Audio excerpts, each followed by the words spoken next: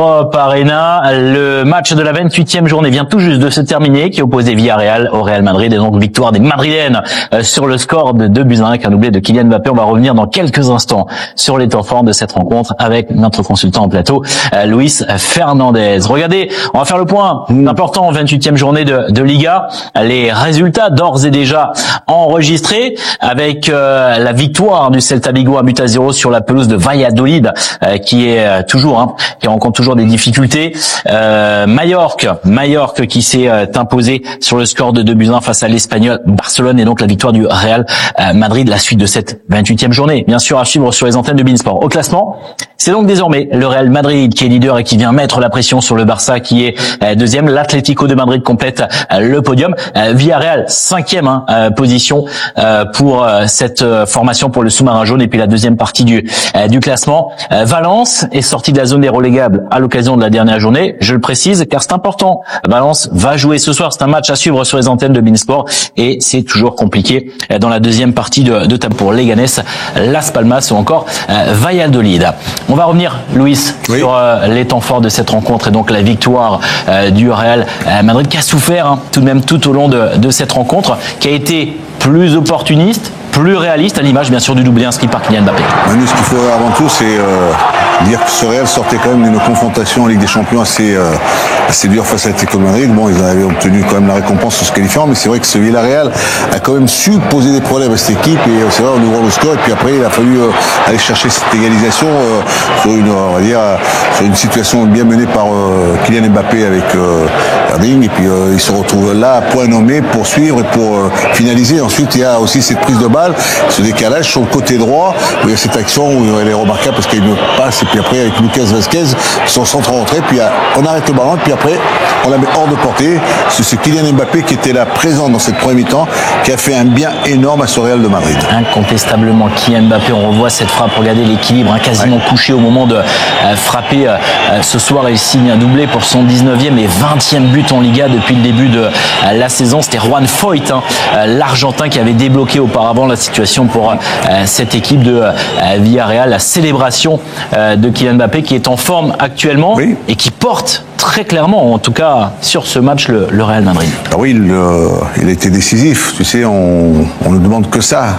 Depuis qu'il est arrivé, on souhaite, on veut voir un Kylian Mbappé être cet attaquant que le Real de Madrid a été chercher du côté du Paris Saint-Germain, et avec Vinicius, avec Rodrigo, avec Bellingham, avec cette équipe sur le plan offensif où il y a quand même de la qualité. C'est vrai que Kylian, ce soir, en mettant ses deux buts, marque des points, et en plus il soulage aussi ce Real de Madrid en les mettant dans une position de leader ce soir, dans ce championnat espagnol où il y a du suspense. Il y aura du suspense jusqu'au final, mais Kylian, la qualité de Kylian a été encore montrée sur cette première mi-temps, parce que la deuxième a été certainement autre que la première, mais en première mi-temps il était décisif et était présent sur cette surface en réalisant deux beaux buts. D'un point de vue collectif, au-delà du cas de Kylian Mbappé, on a senti une équipe du Real empruntée. C'est vrai qu'il y a eu ce match de Ligue des Champions, Vinicius au début sur le banc parce qu'il est fatigué. On sent qu'il y a de la fatigue actuellement également du côté du Real. C'est le déroulement, les enchaînements, les matchs, les compétitions. Tu t'appelles le Real de Madrid, tu es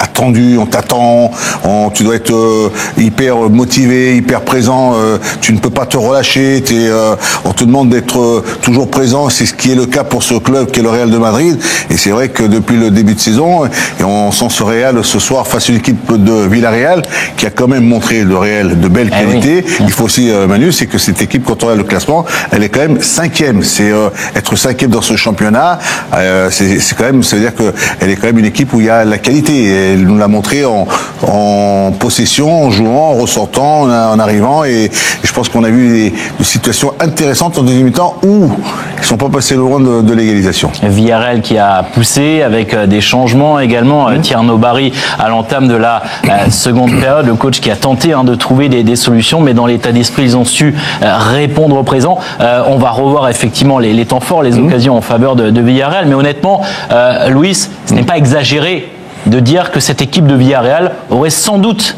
méritait mieux et au moins le point du nul ce soir. Ah oui, sur le nombre de situations dans une surface de réparation et c'est pas dans la préparation quand on voit ce jeu avec de passes en se faisant des passes et même dans le pressing, la récupération, la possession du Real qui essaie de repartir de derrière, mais qui est suffisamment assez bien pris par cette équipe de Villarreal et c'est quand même créé des situations pour égaliser. Écoutez les statistiques, hein, c'est 23 tentatives, 23 tirs pour cette formation de Villarreal et plus du double s'agissant des tirs cadrés. C'est 10 tirs cadrés pour le sous-marin jaune et seulement 5 tirs cadrés sur l'ensemble de cette rencontre pour le Real Madrid. Bien résumé par rapport aux chiffres que tu dévoiles, c'est ça, c'est une équipe de Villarreal qui a su se trouver, se procurer, arriver dans une surface ou à l'extérieur en mettant des ballons sur les côtés, en mettant des centres et en étant suffisamment assez présent. Mais c'est une équipe de Villarreal qui méritait, moi je le dis ouvertement, qui méritait amplement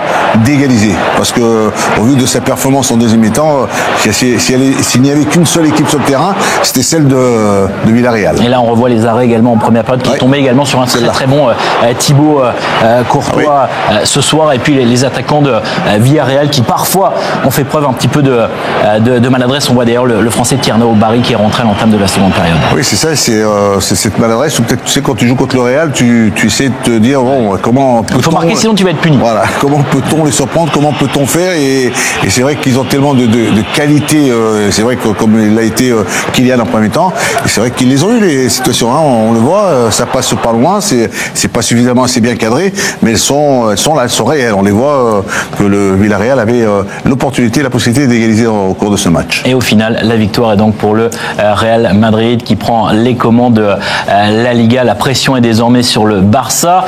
Les Catalans qui se déplacent demain sur la pelouse de l'Atlético de Madrid. C'est un match à suivre sur nos antennes. Vous serez sur place, Louis, avec toutes nos équipes. Marcel Desailly sera là.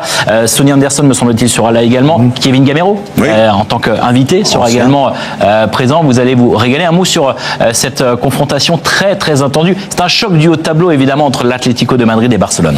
Tu sais, le championnat de cette saison, c'est un championnat autre que celui de la saison dernière, parce que la saison dernière, on avait un élément qui était un perturbateur, c'était Girona. C'est ce club qui était là, qui était dans les trois premiers, qui posait un petit problème à ces grands. Oui. Et cette année, les trois grands qu'on dit toujours en Espagne, c'est le Real, c'est l'Atlético et c'est aussi le Barça. Le Barça qui retrouve des couleurs, qui refait surface, qui avec l'arrivée de Flick, avec ses changements, avec son potentiel offensif, on sent que ce championnat va être jusqu'à la fin de la saison avec un suspense. On ne pourra pas aujourd'hui dire qui peut être éventuellement champion.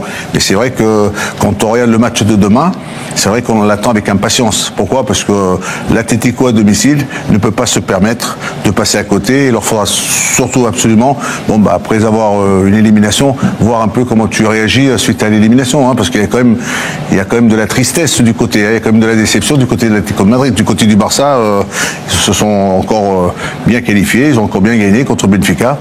C'est ça, c'est un match qui promet. Et il va falloir répondre, en tout cas demain au Real Madrid, désormais à leader 21h, très précisément le coup d'envoi de cette rencontre. Vous avez parlé de Hansi Flick, la transition est parfaite en entraîneur allemand. On va parler de la Bundesliga.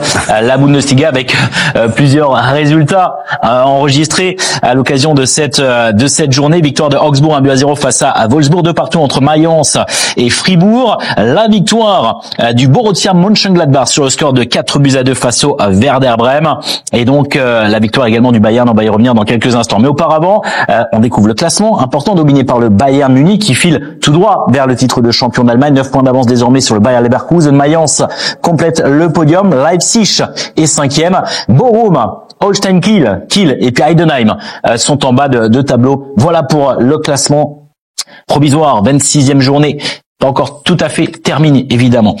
Cet après-midi, sur les antennes de beIN Sport, vous avez pu suivre, regarder la victoire du Rasenballsport Leipzig qui s'est imposé sur le score de 2-0 face au Borussia Dortmund avec un premier but inscrit par Xavi Simons, qui n'est plus joueur du Paris Saint-Germain. Il a été recruté de manière définitive du côté de Leipzig. Il est là, il est en train de se libérer et on le voit encore. C'est vrai qu'il est passé par des moments un peu délicats depuis le début, mais là, je pense que ce but va lui faire un bien énorme parce que c'est un garçon qui a cette qualité dans une surface phase de réparation d'être suffisamment assez efficace, et il le montre sur ce genre de situation, sur cette frappe-là. Et là, la reprise, elle est remarquable, hein, elle est magnifique. Loïc Openda. Openda, il a un bon pied gauche, hein, parce que si tu regardes un peu, il est pas facile à reprendre, hein, parce que là, il faut derrière tout le monde savoir est-ce que le ballon va-t-il me venir. Ben oui, il va arriver, tu vas pouvoir la mettre comme il a eu l'occasion de la mettre avec cette belle qualité qu'il a. En première intention, donc la victoire sur le score de 2-0 de Leipzig aux dépens donc du Borussia Dortmund. Semaine compliquée pour Dortmund qui, on le rappelle, a été éliminé également en Ligue des Champions face au Bayern Munich. Et bien justement, le Bayern Munich s'est imposé, enfin non, devait s'imposer, puisque le Bayern Munich, je le rappelle, restait sur une défaite face à Bochum. Il fallait se relancer cet après-midi en affrontant l'Union Berlin. Regardez les temps forts de cette rencontre, un format avec au commentaire Julien Chaput et au montage Adrien Isard, le Calvé.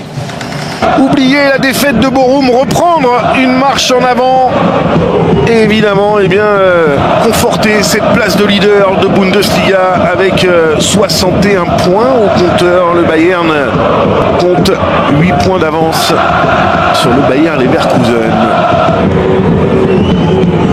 Ouais, bien joué de la part de Kimi Scholisse. Ça vient mourir à droite du but de Frédéric Renaud. Et la grimace pour Michael Olise. Mais c'était bien joué. Autant de voir ce ballon passer loin du but. Et ça a été touché par un défenseur au premier poteau. Attention, la remise pour Niabri. Et l'arrêt de Frédéric Renaud qui s'interpose. Et arrêt décisif pour le portier de l'Union Berlin. Mais corner à suivre par Frédéric Renaud. Le bon ballon là dans la profondeur. Ça c'est une belle opportunité peut-être. Et l'arrêt